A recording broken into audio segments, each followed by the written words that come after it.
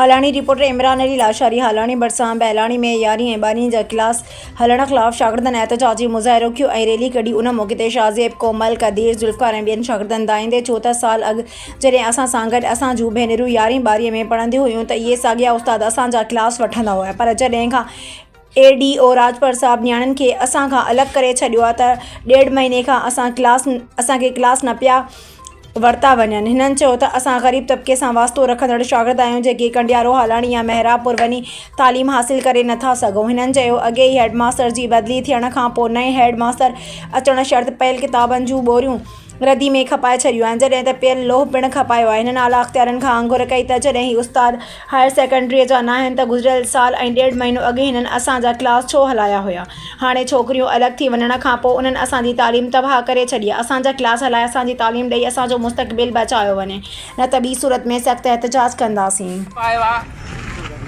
High school मां लोग हेड master खपायो आहे, पठान टांग हूंदो का शइ हेॾो होॾे न वेंदी। जॾहिं खां असां हेड मास्टर अली जान हिते आयो आहे माना स्कूल तबाह थी वियो आहे। शयूं था खपनि स्कूल जूं, हे ग़रीब ॿार केॾा पैसा आहिनि, सरकारी इदारे में पढ़नि था त हे पैसा केॾा आणनि। सारी ॻाल्हि आहे, ग़रीब आहिनि इन लाइ सरकारी इदारे में पढ़नि था न। असांखे आज इन शागिर्दों के एहतजाज के दौरान एक नई बात सामने निकल आई।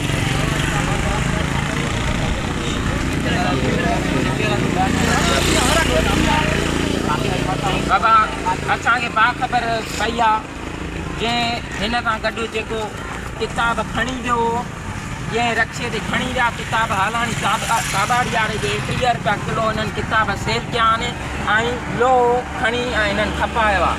ऐं असां हिननि खे कहिड़ी बुख आहे, हेड मास्टर आहे ऐं असांजे ग़रीब ॿार केॾा किताब वठनि।